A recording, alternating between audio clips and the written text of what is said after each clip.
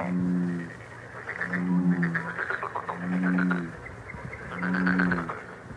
balik lagi bareng gue Ali di channel Asokat Story. Di video kali ini gue akan membahas kasus yang sedang viral di Kalimantan Timur, di mana si pelakunya itu membunuh satu keluarga karena dendam. Jadi si pelaku ini menghabisi semua anggota keluarga. Satu anggota keluarga beranggotakan 5 orang. Ada ayah, terus ibunya, terus 3 anaknya. Nah, di antara anaknya itu salah satunya merupakan mantan pacar si pelaku. Sebelum gue lanjut ke kronologinya dan hukuman apa yang menimpa si pelaku, gue akan sampaikan sedikit biografi singkat si pelaku.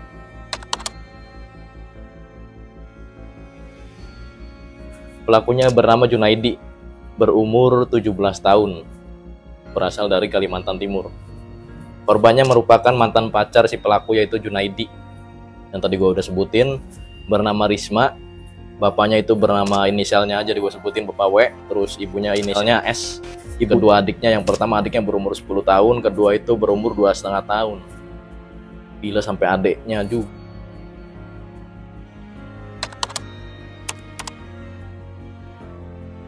Kronologinya adalah ketika si Junaidi ini sedang melakukan party di kediamannya, biasa lah anak-anak muda tuh. Tapi di situ juga dia sambil minum-minuman dari jam 9 malam sampai jam setengah 12 malam tuh. Nah, di jam setengah 12 malam si Junaidi ini dianterin sama temennya pulang ke rumah. Ketika sampai di rumah, dia tuh nggak langsung tidur atau istirahat, enggak. Dia tuh malah kepikiran untuk menghabisi mantan pacar dan juga keluarganya. Bahkan dia pun sudah menyiapkan parang. Berarti mungkin, ini asumsi gue pribadi, dia tuh udah lama, berarti sebelum itu pun dia udah merencanakan, cuman masih tipis-tipis lah terbesitnya gitu loh, terbesitnya masih tipis-tipis. Nah, begitu malam kejadian tuh tadi tuh, habis dia party terus dianterin temennya, mungkin itu tuh dia udah menggebu-gebu banget loh. Setelah itu dia pun melancarkan aksinya nih, jalan ke rumah si korban, yaitu si mantan pacarnya tadi. Ini for your info, itu rumahnya tuh deket loh, sekitar 20-30 meter. Nah, singkat cerita, si Junaidi pun datang ke rumah korban. Setelah itu dia mematikan saklar listrik yang ada di rumah tersebut. Tujuannya ya pasti biar nggak ketahuan perbuatan biadabnya itu. Nah, ketika ingin mengendap-endap masuk, datanglah bapak si mantan pacarnya si Junaidi ini. Bapak W itu datang. Jadi itu habis ke rumah keluarganya tuh datang. Berarti gue simpulin ketika Junaidi ke situ itu nggak ada Bapak W-nya doang, tuh sisanya mah ada. Bapak W datang, setelah itu Junaidi pun langsung menghabisi dengan parang yang tadi tuh yang udah dia siapin, itu yang dia bawa dari rumah. Karena ada suara gaduh, sang istrinya Bapak W ini bangun dan juga mengecek ke depan rumah, ke bagian depan maksud gue. Nah, seketika itu istrinya Bapak W juga dihabisi juga tuh sama si Junaidi ini. Tidak hanya sampai di situ, Junaidi pun menghabisi kedua adik dari mantan pacarnya tersebut. Satunya itu berumur 2,5 tahun, satunya berumur 10 tahun. Kan gila banget manusia nih. Itu anak kecil nggak tahu apa-apa loh, dihabisin juga. Nah, setelah menghabisi kedua adik mantan pacarnya dia, Junaidi pun menghabisi mantan pacarnya. Jadi kamarnya beda tuh. Tak hanya sampai di situ, Junaidi pun berlanjut ke perbuatan biadab berikutnya, yaitu menganukan ibu dari sang mantan pacarnya Junaidi. Jadi dianu-anukan dulu tuh, lu pasti udah pada tahu lah. Setelah itu, setelah puas, dia juga menganukan mantan pacarnya juga tuh. Jadi beda ruangan. Setelah melakukan aksinya, Junaidi pun mengambil 3 buah handphone. Setelah itu dia membuangnya ke sungai. Tujuannya adalah untuk menyamarkan bila ada yang nelpon gitu kan, terus nggak ketahuan lah, nggak bisa dilacak kayak gitu. Dia juga mengambil uang sebesar 300.000 dari rumah sang korban tadi. Nah, setelah itu dia pulang, terus ngebersihin bajunya, direndam gitu kan dari bercak noda merah tadi. Dan dia pun membersihkan parang yang sudah dia pakai untuk menghabisi satu keluarga tadi itu. Setelah itu dia pun membangunkan sang kakak, yang mana ini adalah alibi dia aja nih, kebohongan dia agar menutupi perbuatan bejatnya.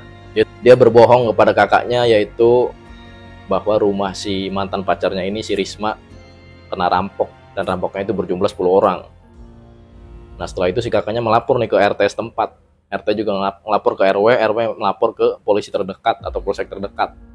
Nah setelah itu polsek pun mendatangi si Junaidi selaku orang atau saksinya lah di situ tuh. Pokoknya nanya-nanya lah. Si Junaidi juga jawabnya kayak gitu, seolah-olah apa sih, terlalu lebay kan bagi pihak polisian. Dan polisi pun nggak percaya begitu aja. Polisi pun lebih mendalami dan lebih bertanya lebih detail lah. Kemudian polisi pun menanyakan kepada teman-teman Junaidi, bener gak si Junaidi pas kejadian itu memakai baju yang ketika dia diinterogasi oleh polisi.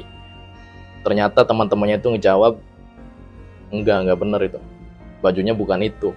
Kemudian polisi pun mendatangi rumah Junaidi dan menggeledah rumahnya. Jadi di situ kedapatan tuh ada baju yang sedang direndam dari bercak-bercak noda merah semalam gitu kan, semalam ketika malam kejadian. Terus juga ada bekas parang juga di situ yang udah bersih. Nah di sini polisi bisa nyimpulin nih, pasti pelakunya Junaidi karena dari keterangannya juga yang apa sih yang berubah-ubah. Terus juga dari keterangan si Junaidi yang seolah-olah kayak lebay gitu loh di mata polisi. Karena kan dia nggak mungkin selamat kalau ada misalkan beneran ya ada perampok 10 orang. Setelah itu, setelah polisi tadi ke rumahnya terus ngeliat tuh kayak bekas parang sama bekas baju yang dia pakai terus direndam di ember, polisi pun membawa Junaidi ke kantor polisi. Tapi ini belum ditetapkan sebagai tersangka juga ini. Ditanya-tanya lebih detail, lebih mendalam lah. Bener aja kan kebohongan nggak akan bertahan lama di ruang interogasi. Junaidi pun mengakui perbuatannya. Cuman yang gue notice ini ngeselin banget dia tuh ketika dia interogasi itu kayak kelemar-kelemar gitu loh. Bahkan dia juga sempat pura-pura sakit pada saat itu. Padahal sebelumnya itu dia biasa aja. Karena perbuatannya Junaidi pun divonis hukuman seumur hidup atau paling ringan tuh. Dan hukuman beratnya adalah hukuman mati. Karena perbuatan si Junaidi juga keluarganya juga menanggung beban atau akibat yang sangat dahsyat bisa gue bilang. Karena rumahnya dihancurin oleh warga setempat. Ya wajar aja lah, dia kan perbuatannya udah keji banget loh. Kalau dibiarin takut ada Junaidi berikutnya gitu kan. Ya wajar aja dibakar. Bahkan ada beberapa media yang menuturkan tadinya rumah si Junaidi itu akan dibakar. Tapi menurut kebijakan-kebijakan warga yang masih berbaik hati lah, udah masih mending dihancurin terus dipindahin, diusir lah, jangan sampai tinggal di situ lagi. Gue simpulin nih ada dua sebab nih yang tadi mengakibatkan atau berbuah kronologi yang sangat panjang dan juga sangat sadis. Buah dari dua sebab ini, yang pertama adalah cinta si Junaidi itu ditolak atau dilarang oleh orang tua si Risma tuh sebagai mantan pacarnya si Junaidi. Junaidi nggak terima tuh, sakit hati. Terus yang kedua adalah soal helm. Jadi helm si Junaidi ini dipinjam oleh keluarganya Risma, tapi nggak dibalik-balikin. Nah itu yang menjadi dua dasar atau dua penyebab utama Junaidi ini menghabisi satu keluarga mantan pacarnya tersebut. Buat lo yang ingin menambahkan, silahkan tambahkan di kolom komentar di bawah. Buat lo yang suka dengan video gue, pasti udah klik tombol subscribe dan logo bel yang dari sampingnya gue Ali. Kita ketemu di video berikutnya. Terima kasih.